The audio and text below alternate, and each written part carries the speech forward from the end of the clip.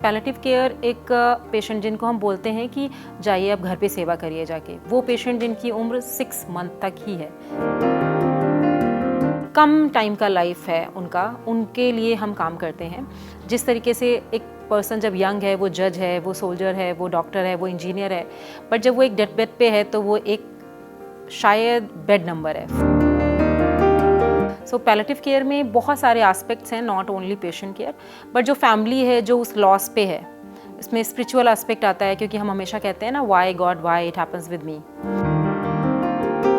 क्या आपने किसी की दर्द भरी या कुछ ऐसा इंसिडेंट देखा है जिससे आप खुद आपको लगा कि आप खुद ट्रॉमा में हो, या आपने खुद को कैसे संभाला? एक दिन दरवाजा ओपन हुआ सुबह सुबह और मैंने बोला, भाई जी आप कहाँ चले गए थे, 3 डेज से आप नहीं आ रहे हो। अपने पेट पे हाथ रख के बोला कि मर्द मर गया मेरा। तो मैंने बोला तो आप यहाँ पे क्यों हो? तो उन्होंने कहा कि मैम वो चले गए हैं लेकिन पेट नहीं मरा है। वो इंसिडेंट जब भी मैं किसी का मतलब अपने लिए कभी कोई बैड चीज़ मुझे फील भी हो, बिकॉज ऑब्वियसली जब आप बहुत लोगों से मिलते हो, नेगेटिव ऑरा तो होता है और आप उस जोन में जाते हो, तो one day you think about that life family, then आप सोचते हो उन स्टोरीज़ के बारे में या उन लोगों के बारे में जिनकी अफोर्डेबिलिटी ही नहीं है दुख में रोने की। तो जो लेबर क्लास है वो पॉवर्टी में मरती है क्योंकि उनके पास पैसे नहीं है। जो मिडिल क्लास है वो सोशल स्टिग्मा में मरती है कि लोग क्या कहेंगे, बट जो अमीर है वो वेंटिलेटर पे मरते हैं। मरना सबने है, ये एक सच्चाई है लाइफ की। लोग कुत्ता पाल रहे हैं बच्चों की जगह पे, लोग पौधे लगा रहे हैं बच्चों की जगह।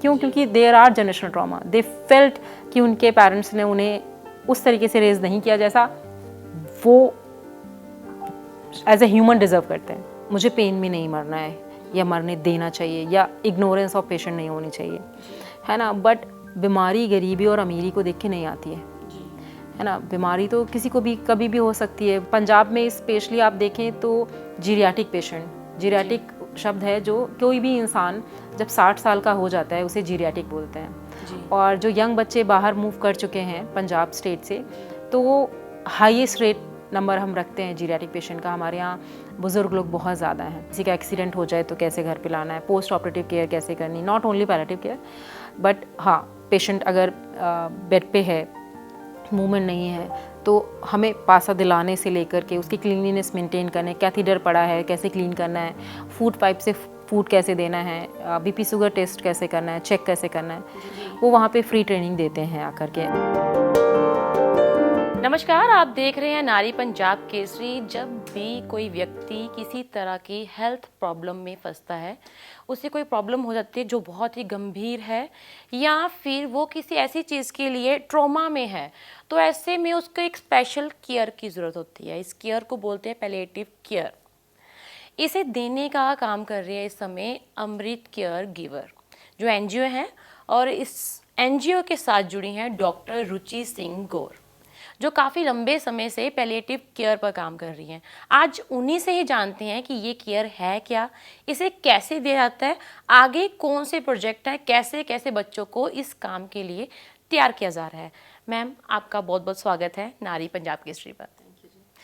मैम, पैलिएटिव केयर, इस पर एनजीओ जो है अमृत केयर गिवर, इस पर स्पेशली तौर पे काम करे, जबकि हमने बाकी बहुत सारी एनजीओ देखी हैं जो एजुकेशन पे काम करती है, हेल्थ पे काम करती है, जो तबका गरीब है उनको आगे लेके आने का काम करती है, लेकिन आपकी एनजीओ बिल्कुल डिफरेंट ट्रैक पे है।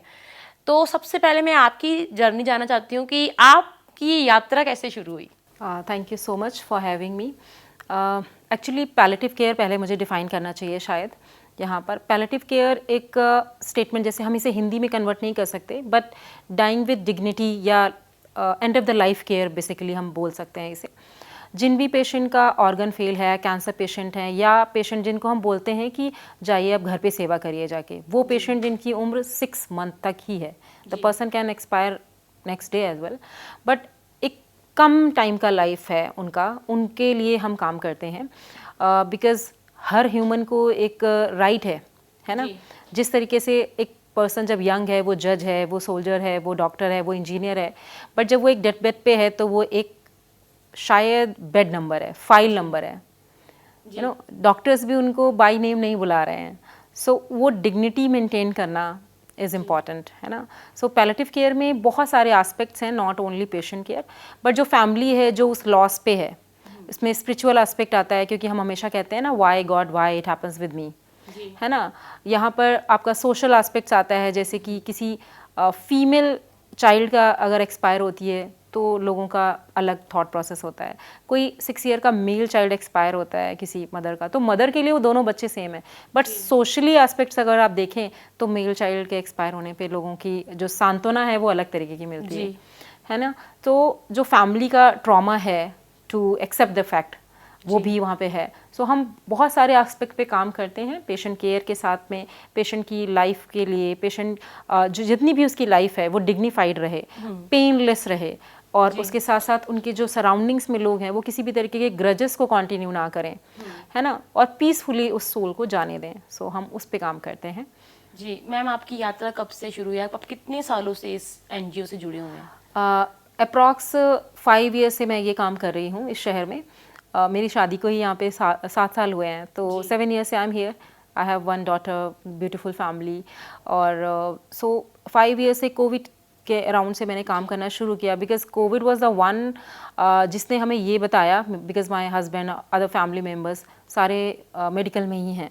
सो बहुत सारे कॉल्स हमारे फ्रेंड्स के ही आते थे कि बाबूजी बीमार हैं, या मदर को ये इशू है, या सिस्टर को ये इशू है, और वहाँ पे केयर टेकर नहीं है ना. और केयर टेकर जो हैं उनको नॉलेज नहीं है, और आपको पता था कि जो वर्कर्स हैं, वर्कर क्लास है, वो पंजाब से मूव कर चुके थे, है ना, काम करने के लिए एग्री नहीं कर रहे थे. तो बहुत सारी जो स्टोरीज़ मैंने देखी कि क्रिमेशन हॉल की स्टोरी हो, या हॉस्पिटल्स में हो, या इग्नोरेंस ऑफ पेशेंट हो, वो सब सोच समझ के मैंने इस पे काम करना शुरू किया. एंड देन अभी हमारे एनजीओ को 3 ईयर हुए हैं रजिस्टर्ड. सो 3 ईयर से मैं रजिस्टर्ड बॉडी अपनी मैंने बनाई है, अमृत केयर गिवर, जिस पे मैं काम कर रही हूँ. सो बहुत सारे मेरे यहाँ पे फ्रेंड्स हैं, मेडिकल फ्रेंड्स हैं, जो इस पे काम करते हैं. I mean there is no sad story, जब मेरी कोई पर्सनल बिलोंगिंग नहीं है, जस्ट मैंने दुनिया में देखा कि ये इशू है. और पंजाब में स्पेशली आप देखें तो जीरियाटिक पेशेंट, जीरियाटिक शब्द है, जो कोई भी इंसान जब 60 साल का हो जाता है उसे जीरियाटिक बोलते हैं. और जो यंग बच्चे बाहर मूव कर चुके हैं पंजाब स्टेट से, तो वो हाईएस्ट रेट नंबर हम रखते हैं जीरियाटिक पेशेंट का. हमारे यहाँ बुज़ुर्ग लोग बहुत ज़्यादा हैं. कोविड के टाइम पे आप देखें, एक बुज़ुर्ग जो गए हैं हॉस्पिटल में और जो वापस नहीं आ पाए हैं, उनकी फैमिली के जो ट्रॉमा है, मतलब पैलेटिव केयर तो है, बट उसके साथ साथ जीरियाटिक पेशेंट भी बहुत हैं, कैंसर पेशेंट बहुत हैं हमारे यहाँ. जैसा कि आप अभी मुझे बता रहे थे थोड़ी देर पहले कि हॉस्पिटल्स ही बहुत ज़्यादा हैं, है ना. तो हर तरीके से पेशेंट, जम्मू कश्मीर से, हिमाचल से, हरियाणा से, दिल्ली से भी पेशेंट आ रहे थे. सो वेरियस स्टोरीज़ जो थी वो मिक्स करके मेरे इमोशंस को उस जगह मेरे को खड़ा कर पाया, कि मेरे को लगा कि ये एक फील्ड ऐसा है जहाँ पर मुझे काम करना चाहिए. और मैं आपको सच बात बताऊँ, जो भी इंसान खुद हील्ड नहीं है, मुझे ऐसा लगता है वो पैलेटिव केयर बहुत लंबे टाइम तक नहीं कर सकता, है ना. क्योंकि इसमें आपको देखना है लोगों के ट्रॉमा से गुजरते हुए, उस ट्रॉमा को लेते हुए, जाते हुए, है ना, और हाउ यू विल बिहेव. आप अगर अपने इमोशंस पे कंट्रोल नहीं कर सकते, मुझे लगता है कि क्या कभी आपके साथ कुछ ऐसा हुआ कि आपने किसी की दर्द भरी या कुछ ऐसा इंसिडेंट देखा है जिससे आप खुद, आपको लगा कि आप खुद ट्रॉमा में हो, या आपने खुद को कैसे संभाला? बहुत बार, मतलब पहला हाँ, मतलब ऐसा मैं कह सकती हूँ more than 100 time it happens. So हाँ, बहुत बार ऐसा हुआ है मेरे साथ में, जब मुझे खुद नहीं समझ में आता है कि how to behave. Like recently हमारे हॉस्पिटल में ही, I have a hospital as well, so वहाँ पर एक लेडी आई थी, she was worker class. And मैं आपको ये भी बहुत क्लियर बताना चाहती हूँ कि जब हम बात करते हैं डेथ की, तो जो लेबर क्लास है वो पावर्टी में मरती है, क्योंकि उनके पास पैसे नहीं है. जो मिडिल क्लास है वो सोशल स्टिग्मा में मरती है कि लोग क्या कहेंगे, बट जो अमीर है वो वेंटिलेटर पे मरते हैं. मरना सबने है, ये एक सच्चाई है लाइफ की. तो टू कंटिन्यू दैट, वो लेडी का बच्चा खेल रहा था और उसने हंसी मजाक में ही फांसी लगा ली थी. 4-5 साल का बेटा था उसका. एंड वो मेरे कैबिन में आके मेरे को पैर पकड़ रही थी कि आप झूठ बोल रहे हो कि मेरा बेटा एक्सपायर हो गया, आप एक बार चेक कर लो, है ना. और सारे डॉक्टर CPR दे रहे हैं, सब कुछ कर रहे हैं, बट वी नो, क्योंकि शायद जब वो काम करने गई होगी तब वो इंसिडेंट हुआ होगा, और वो जब वापस आई तब उसे पता चला कि बच्चा एक्सपायर हो चुका है ना. तो वो एक लंबा पीरियड उसने, बच्चे ने वो फांसी में रहा, है ना। सो जब वो मेरे पैर पे पकड़ के बोल रही है कि नहीं आप झूठ बोल रहे हो, एक बार और देख लो ये वो, तो उस टाइम सच बताऊँ मुझे नहीं समझ में आया था कि व्हाट टू से। और मेरे को ऐसा इमोशन हो गया था कि मैं स्माइल कर रही हूँ या मैं रो रही हूँ, मुझे खुद नहीं पता चल रहा है। बिकॉज 30 पीपल थे वहाँ पे, जो भी लोग उनके साथ में थे वो सारे वहाँ पे खड़े थे हॉस्पिटल में घेर करके, और आपके पास कोई आंसर नहीं होता है ना, क्योंकि चीज़ हो चुकी है। जब वो लाए हैं तो वो ऑलरेडी प्रायर हो चुकी है। सो इट्स नॉट अबाउट कि मैं पैलेटिव केयर तो जो पेशेंट हैं हमारे पास उनके लिए कर रहे हैं, बट जो ऑलरेडी चीज़ें हैपन हो चुकी हैं और हमें इमीडिएट नहीं पता चल रहा है वो मदर जिस तरीके से रो रही है कि कैसा करा जाए। और जो मेंटल हेल्थ की अगर आप बात करें, साइकोलॉजी, एंजाइटी, डिप्रेशन, मैंने ये भी रियलाइज़ किया है, शायद मैं गलत हूँ, बट अमीरों का डिप्रेशन अलग है और गरीबों को शायद डिप्रेशन में जाने का टाइम ही नहीं मिलता है जी। उनके पास जिम्मेदारियां रेयर पेशेंट मैंने देखा है जो सब्जी का ठेला लगाता है उसे डिप्रेशन है। आप क्या समझते हैं ऐसा क्यों है? या जो पॉवर्टी लाइन में है या उससे थोड़ा सा ऊपर मिडिल क्लास में है, उनको डिप्रेशन किस तरीके का होगा अगर होगा तो? क्योंकि उनके पास तो समय ही नहीं है ये चीजें सोचने का। क्या ये भी फर्क पड़ता है इस पे? यहाँ पर हम थोड़ा सा हट के बात कर रहे हैं, क्योंकि पैलेटिव केयर में yes trauma is there, palliative care में मेंटल हेल्थ इज़ देयर। आप जो क्वेश्चन पूछ रहे हैं उसमें आप ये पूछ रहे हैं कि फाइनेंशियली वेल और नॉट वेल में क्या डिफरेंस है उन चीज़ों को लेने में, है ना। आई वॉज इन जयपुर, और ये मैं बहुत बार सोचती हूँ जब मुझे कोई इशू होता है। मैं 2 स्टोरी आपको बताना चाहूँगी। मेरे घर पे जो काम करने वाली आती थी, हम उन्हें बाई जी बोलते हैं जी। तो जो चूड़ियाँ पहनते हैं बड़े बड़े, ठीक है। और 3 दिन वो नहीं आए। सो मैं अपना खुद ही बर्तन क्लीन कर रही थी और एक दिन दरवाज़ा ओपन हुआ सुबह सुबह, और मैंने बोला भाई जी आप कहाँ चले गए थे, 3 डेज से आप नहीं आ रहे हो। तो उन्होंने मेरे को अजीब सा बोला और अपने पेट पे हाथ रख के बोला कि मर्द मर गया मेरा। तो मैंने बोला अरे, और मुझे समझ नहीं आया कि क्या बोल रहे हैं ये, कि मतलब हस्बैंड एक्सपायर हो गया उनका।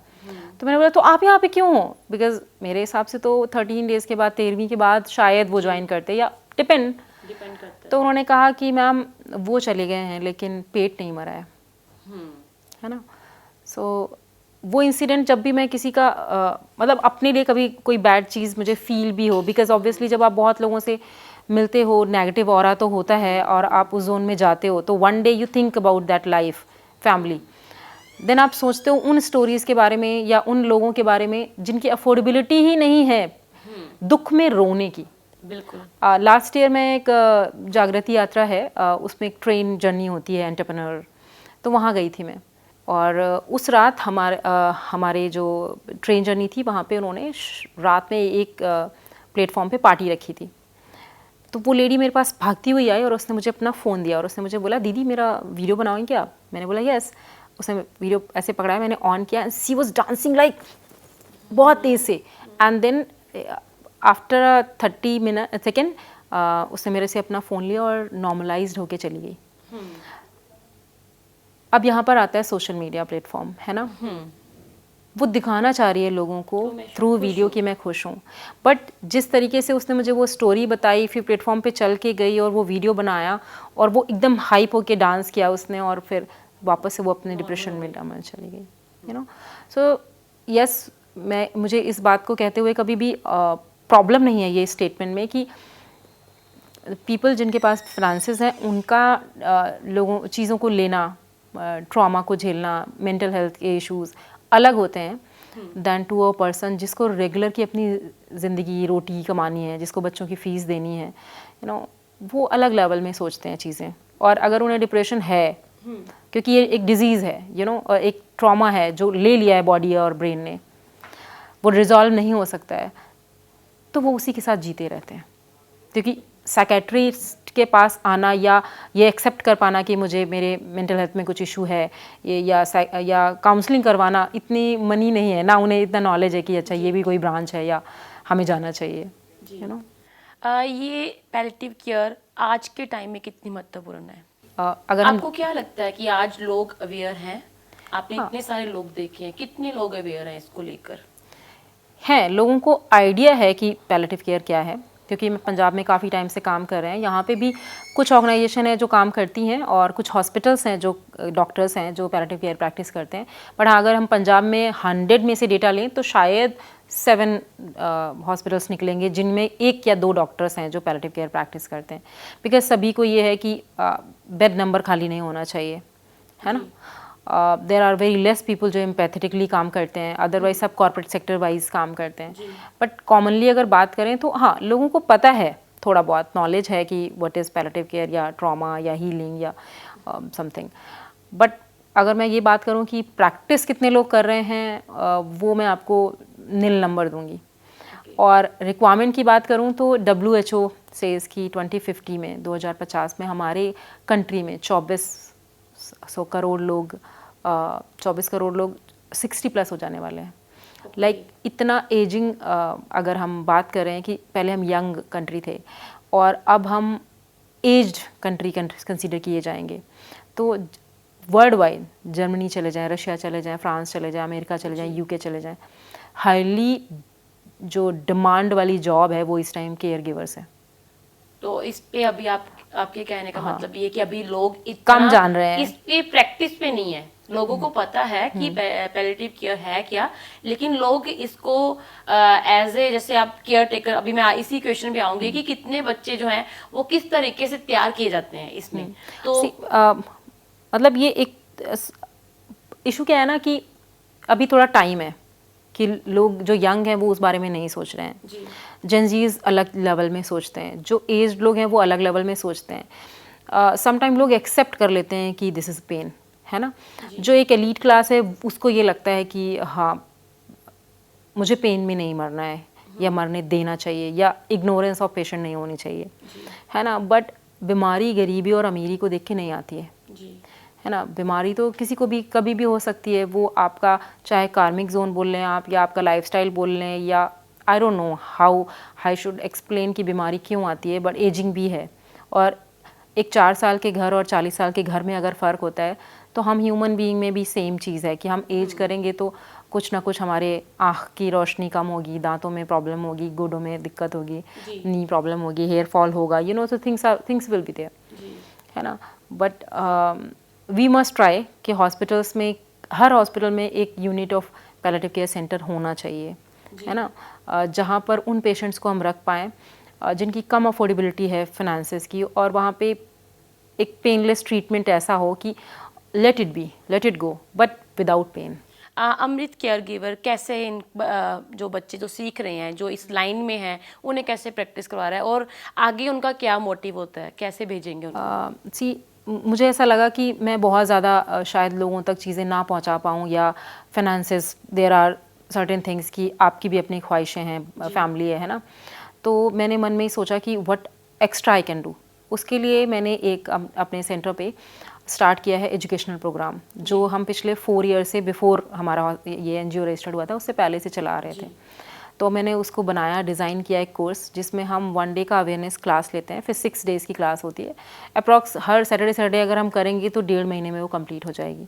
फ्री ऑफ कॉस्ट क्लास है, जिसमें मेरे यहाँ के जो फ्रेंड्स हैं वो जो एक्सपर्ट डॉक्टर्स हैं, मतलब ऐसा भी है कि बहुत सारे अच्छे लोग भी आपके साथ जुड़ते हैं, वो वहाँ पे फ्री ट्रेनिंग देते हैं आकर के पैलेटिव केयर पे। हाँ, जैसे मैंने किसी को CPR की क्लास लेने के लिए बोला, या मैंने बोला कि जनरल आप आज अब बताएंगे कि पट्टियाँ कैसे बांधते हैं, किसी का एक्सीडेंट हो जाए तो कैसे घर पे लाना है, पोस्ट ऑपरेटिव केयर कैसे करनी, not only palliative care but हाँ, पेशेंट अगर बेड पे है, मूवमेंट नहीं है, तो हमें पासा दिलाने से लेकर के उसकी क्लीनलीनेस मेंटेन करने, कैथीडर पड़ा है कैसे क्लीन करना है, फूड पाइप से फूड कैसे देना है, BP शुगर टेस्ट कैसे करना है, चेक कैसे करना है, एवरीथिंग हम आप सिखाते हैं। डाइटिशियन का हम बुलाते हैं जो डाइटरी वर्ड पूरा सिखाते हैं। फिजियोथेरेपी है, ताकि छोटी छोटी जो आपकी रकम बचती है ना, आपको हर बार फिजियोथेरेपिस्ट बुलाना पड़ेगा। इट्स बेटर कि अगर आपको थोड़ा बहुत आता है तो घर पे जो पर्सन है वो हेल्प कर सकता है पेशेंट की। सो ऐसे मेरे जो फ्रेंड सर्कल हैं वो सब हमारे सेंटर में आते हैं, और 60 न्यू मॉडल टाउन में हमने वो सेंटर बनाया है अपना, वहाँ पर हम फ्री एजुकेशन देते हैं। तो अभी हमारा जो बैच पास आउट हो गया, अब हमने सेकंड बैच स्टार्ट किया है, 2 मई से अनाउंस किया है। तो वी आर होपिंग कि उसमें रजिस्ट्रेशन आए और हम वहाँ पर भी वापस से हम वो बैच रन करें। जो बच्चे सीख के जाते हैं तो आगे उनको जॉब की जो है वो भी रिक्वायरमेंट पूरी होती है? हाँ, ऑब्वियसली बहुत सारे लोग ना पूछते हैं कि हमें केयर गिवर चाहिए, तो जब भी मेरे पास कॉल आती है तो मैं उनसे बोलती हूँ कि आप पेशेंट नेम, उनका फ़ोन नंबर, उनका एड्रेस और जो कंडीशन ऑफ पेशेंट है वो भेज दें। फिर जिन ग्रुप्स में मैंने पढ़ाया है उन ग्रुप्स में मैं वो मैसेज डाल देती हूँ, जो भी विलिंग होता है वो उनसे कांटेक्ट कर लेता है। और एक बच्चा जो ये ट्रेनिंग लेता है तो वो आप सोचे 30,000 टू 45,000 तक रुपए कमा सकता है, depend on the patient condition, है ना। एक शिफ्ट लगाता है, 24 घंटे रहता है, क्योंकि सब यंग बच्चे काम कर रहे हैं। सो उनको चाहिए कि कोई पर्सन घर पे आए जो नहलाए धुलाए, टाइम से मेडिसिन दे, खाना खिलाए, फिजियो कराए, मालिश करे। क्या उसके बाद जो ये बच्चे केयर टेकिंग कर रहे हैं किसी की, तो उन्हें भी किसी तरीके की आगे एक सेशन की ज़रूरत पड़ती है? सम टाइम हाँ पड़ती है, क्योंकि अगर आपको एक सेशन जो 3 आवर्स तक का है क्लास, अगर उन्हें नहीं समझ आई कोई क्लास तो ऑब्वियसली वो एनी टाइम हमारे सेंटर में वापस आते हैं और पूछते हैं कि हमें ये नहीं समझ आया था।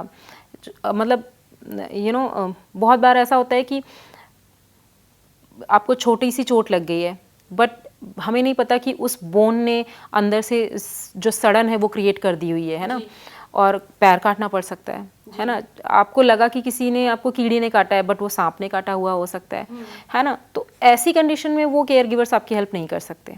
बट अगर आप उनको क्लियरली बता देते हो कि ये डायग्नोज है, ये टाइम पे मेडिसिन देनी है, ये करना है, ये क्लीन करना है, तो वो काम कर लेते हैं। मतलब बेड सोर आपका अवॉइड हो सकता है, बिकॉज बेड सोर इज़ अ प्रॉब्लम कि अगर एक बार बॉडी में इशू शुरू हुआ तो फिर उसे हीलिंग में बहुत दिक्कत होती है ना। सो और दूसरा आप सोचे ना, जैसे मैं पहले भी आपको बोल रही थी, कितने कम % लोग होंगे जो स्ट्रेट्स होते हैं है ना। और बट जब हम बेड पे हैं, हम आईसीयू में हैं या हम घर पे पैरालाइज्ड हैं, तो हमें कॉन्टीन्यूसली स्ट्रेट लेटना है ना।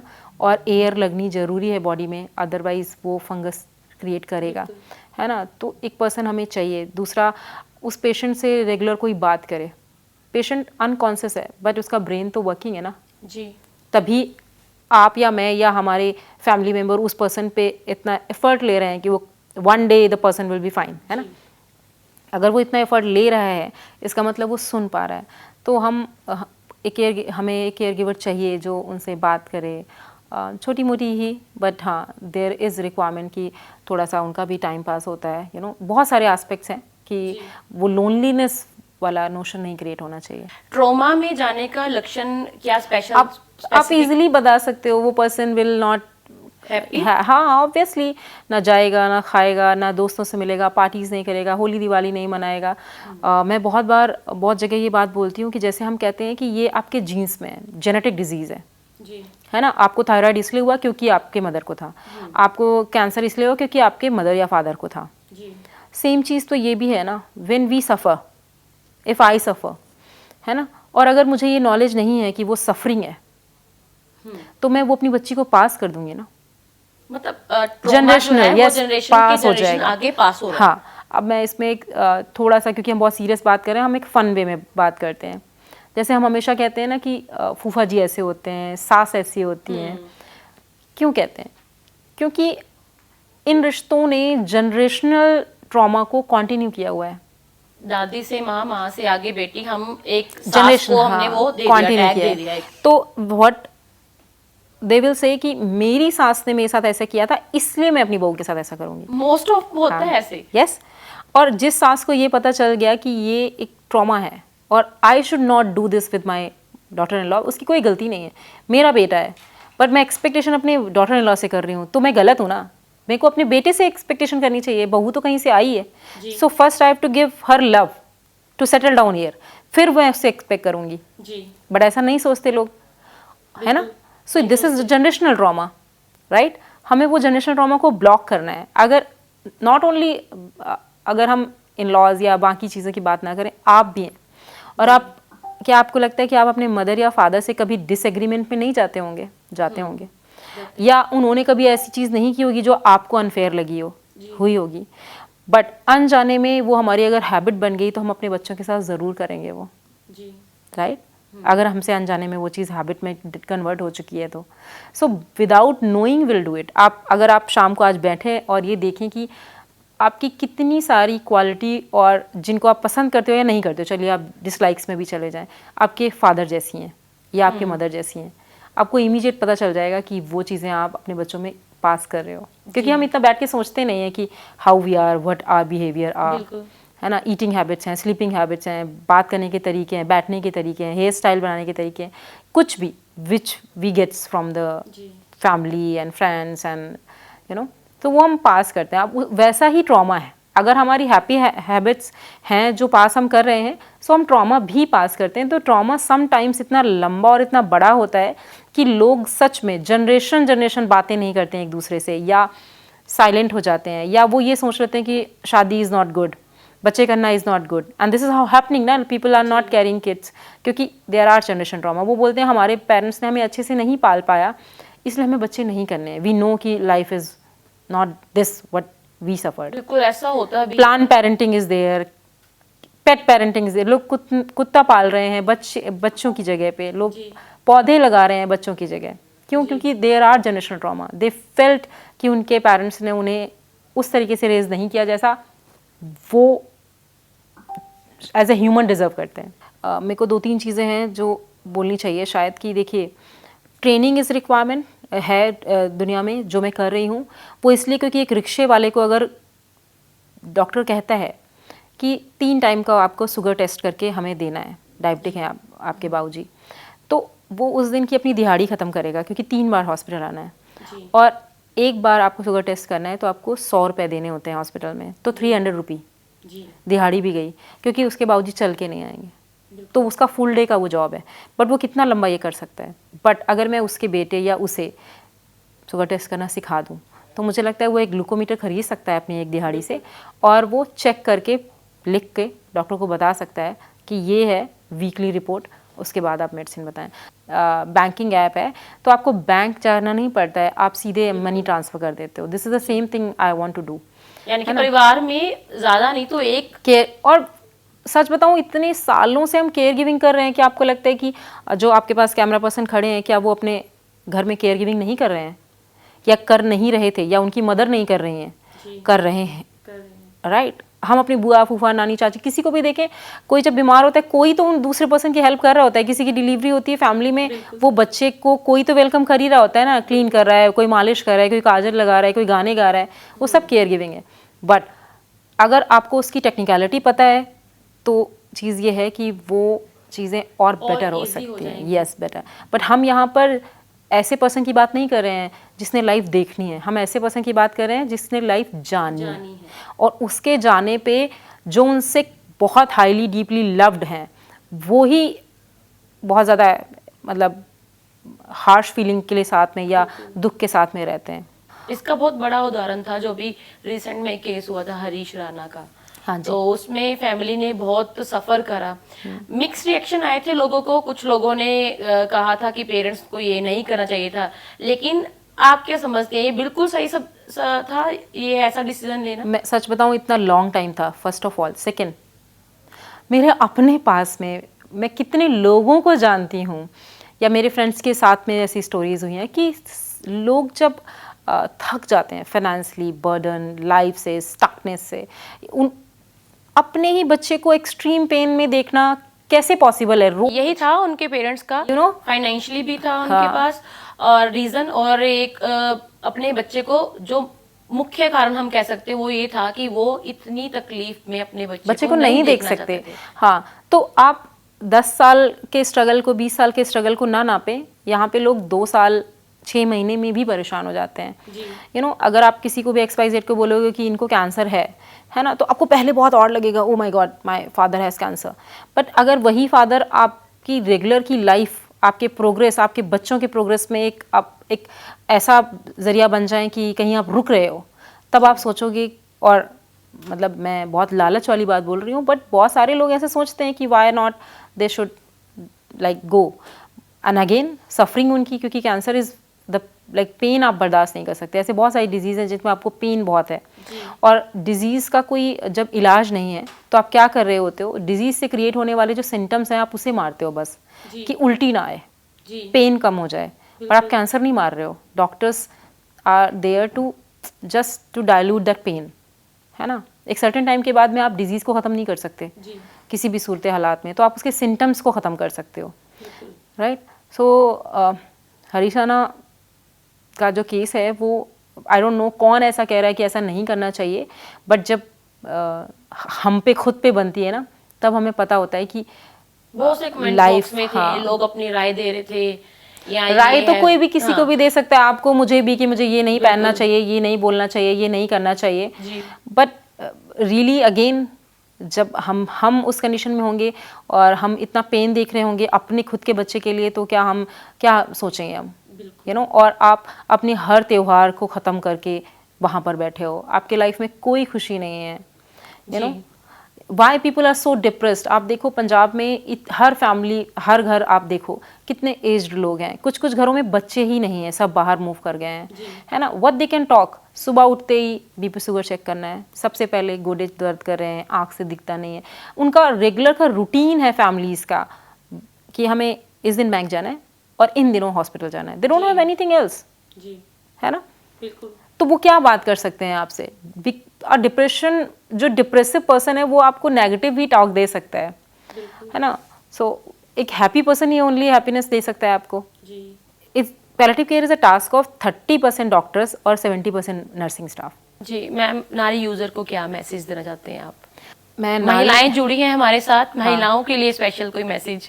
First of all thank you so much जितनी भी लेडीज़ हैं इस पूरे वर्ल्ड में, क्योंकि अगर हम देखें तो 99% सिर्फ औरतें ही हैं जो केयर गिविंग का काम करती हैं, जी, है ना। सो बस मैं ये चाहती हूँ कि अगर आप केयर गिविंग का काम कर रहे हो, आप अपनी फैमिली में रोज़ खाना बना रहे हो, आप देखते हो कि आपके हस्बैंड सही से जा रहे हैं नहीं जा रहे हैं, बच्चे देख रहे हो, नाना नानी पापा सब देख रहे हो, प्लीज़ अपना भी ख्याल रखो। बिकॉज़ अगर आपकी हेल्थ अच्छी नहीं है और आप किसी भी तरीके के मेंटल हेल्थ को फेस कर रहे हो, तो कहीं ना कहीं वो आपकी फैमिली को इफ़ेक्ट करती है। सो फर्स्ट प्रायोरिटी आप अपने आप को बनाएं, तभी आप एक अच्छे केयर गिवर या अच्छे माँ दीदी जो भी आप चाहें वो बन सकते हैं, है ना। तो you should be healthy first, है ना। It's a long journey. जी। जैसे डॉक्टर रुचि ने बताया कि अगर आप परिवार संभाल रहे हैं तो आप अपना खुद का भी ख्याल रखें, कि आप खुद स्वस्थ रहेंगे तो परिवार को भी स्वस्थ रख सकते हैं आप। ये पैलिएटिव केयर पर जो हमने आज सेशन करा है ये बहुत ही इम्पोर्टेंट था। आपको ये सेशन कैसा लगा हमें जरूर बताइएगा। ऐसे ही और वीडियोस के लिए आप नारी के पेज को यूट्यूब पर सब्सक्राइब, फेसबुक पर लाइक और इंस्टा पर फॉलो करना ना भूलें।